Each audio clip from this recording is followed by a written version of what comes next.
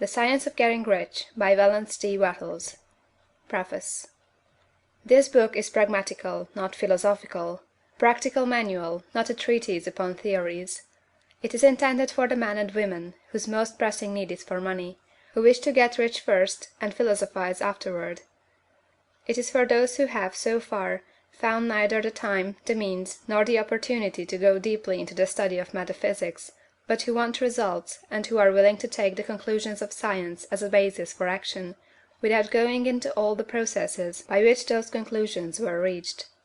It is expected that the reader will take the fundamental statements upon faith, just as he would take statements concerning a law of electrical action if they were promulgated by a Marconi or an Edison; and, taking the statements upon faith, that he will prove their truth by acting upon them without fear or hesitation.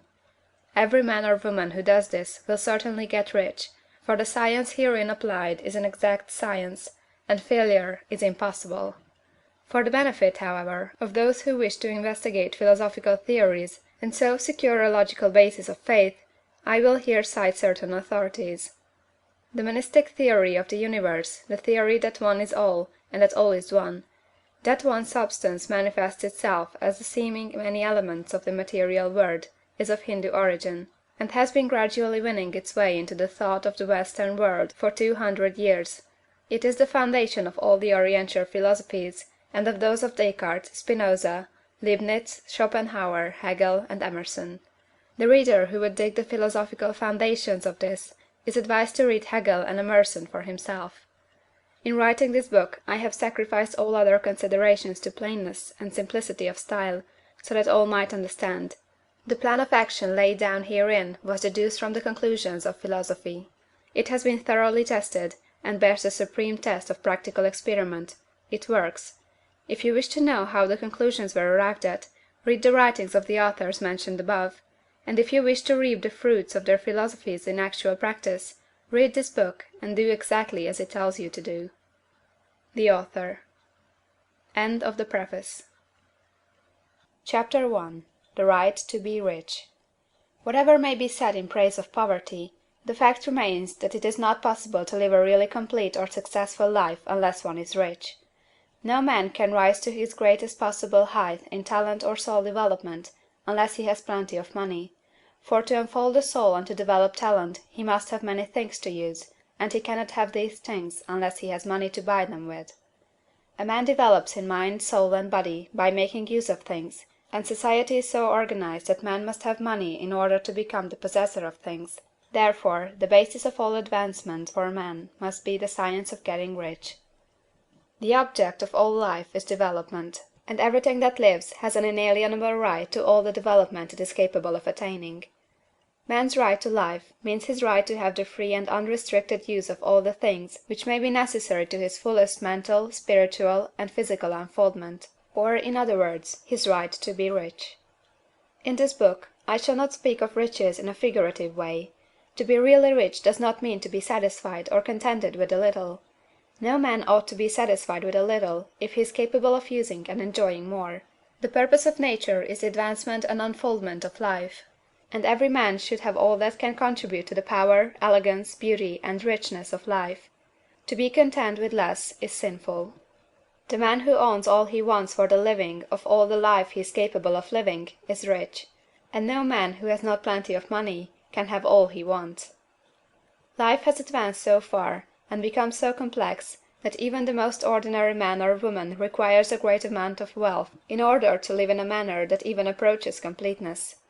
Every person naturally wants to become all that they are capable of becoming. This desire to realize innate possibilities is inherent in human nature. We cannot help wanting to be all that we can be. Success in life is becoming what you want to be. You can become what you want to be only by making use of things, and you can have the free use of things only as you become rich enough to buy them. To understand the science of getting rich is therefore the most essential of all knowledge. There is nothing wrong in wanting to get rich. The desire for riches is really the desire for a richer, fuller, and more abundant life, and that desire is praiseworthy. The man who does not desire to live more abundantly is abnormal, and so the man who does not desire to have money enough to buy all he wants is abnormal. There are three motives for which we live: We live for the body, we live for the mind, we live for the soul. No one of these is better or holier than the other. All are alike desirable, and no one of the three, body, mind, or soul, can live fully if either of the others is cut short of full life and expression. It is not right or noble to live only for the soul and deny mind or body, and it is wrong to live for the intellect and deny body or soul. We are all acquainted with the loathsome consequences of living for the body and denying both mind and soul, and we can see that real life means the complete expression of all that man can give forth through body, mind, and soul. Whatever he can say, no man can be really happy or satisfied unless his body is living fully in every function, and unless the same is true for his mind and his soul. Wherever there is unexpressed possibility, or function not performed, there is unsatisfied desire. Desire is possibility seeking expression, or function seeking performance. Man cannot live fully in body without good food, comfortable clothing, and warm shelter, and without freedom from excessive toil. Rest and recreation are also necessary for his physical life. He cannot live fully in mind without books and time to study them, without opportunity to travel and observation, or without intellectual companionship. To live fully in mind he must have intellectual recreations, and must surround himself with all the objects of art and beauty he is capable of using and appreciating. To live fully in soul, man must have love, and love is denied expression by poverty. A man's highest happiness is found in the bestowal of benefits on those he loves. Love finds its most natural and spontaneous expression in giving. The man who has nothing to give cannot fill his place as a husband or father, as a citizen, or as a man. It is in the use of material things that a man finds full life for his body, develops his mind, and unfolds his soul.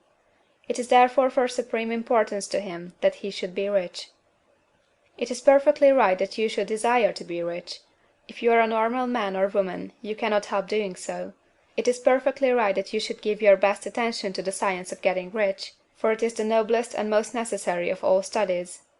If you neglect this study, you are derelict in your duty to yourself, to God and humanity, for you can render to God and humanity no greater service than to make the most of yourself.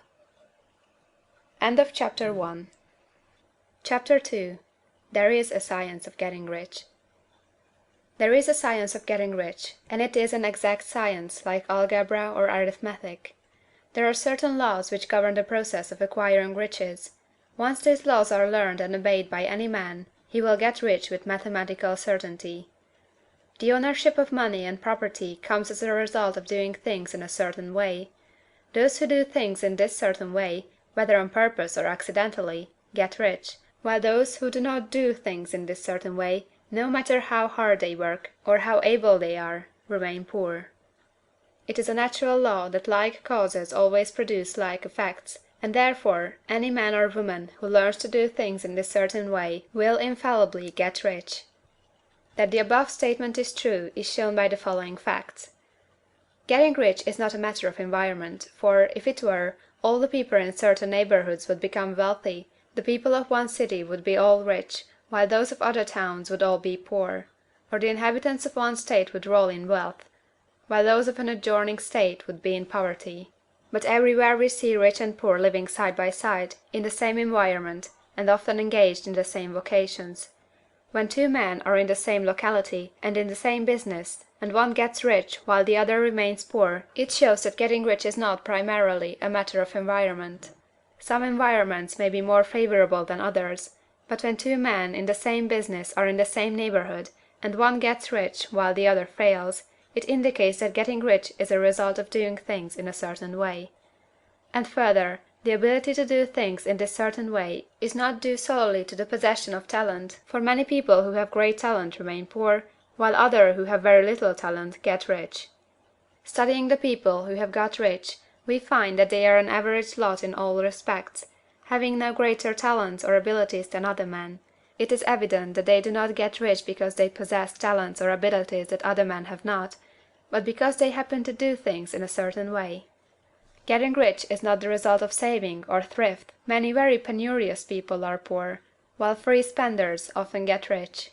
nor is getting rich due to doing things which others fail to do, for two men in the same business often do almost exactly the same things, and one gets rich while the other remains poor or becomes bankrupt. From all these things, we must come to the conclusion that getting rich is the result of doing things in a certain way. If getting rich is the result of doing things in a certain way, and if like causes always produce like effects, then any man or woman who can do things in that way can become rich, and the whole matter is brought within the domain of exact science. The question arises here, whether this certain way may not be so difficult that only a few may follow it. This cannot be true, as we have seen, so far as natural ability is concerned. Talented people get rich, and blockheads get rich. Intellectually brilliant people get rich, and very stupid people get rich. Physically strong people get rich, and weak and sickly people get rich. Some degree of ability to think and understand is, of course, essential. But in so far natural ability is concerned, any man or woman who has sense enough to read and understand these words can certainly get rich. Also, we have seen that it is not a matter of environment.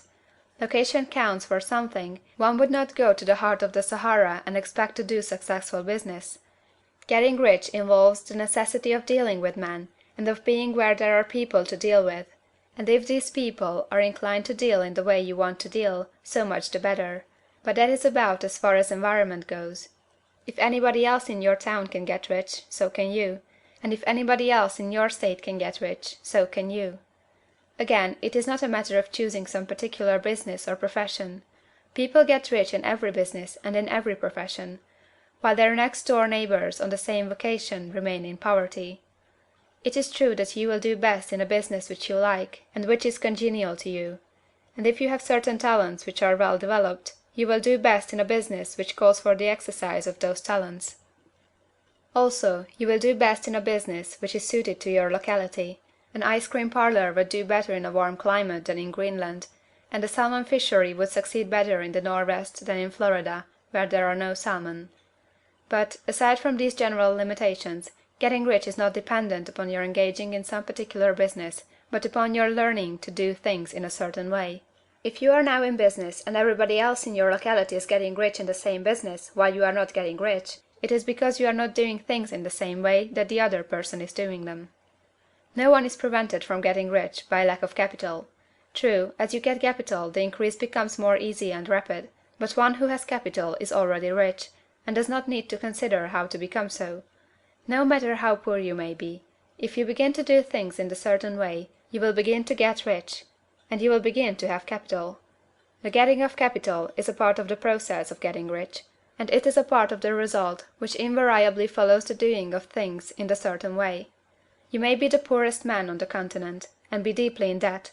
You may have neither friends, influence, nor resources, but if you begin to do things in this way, you must infallibly begin to get rich, for like causes must produce like effects.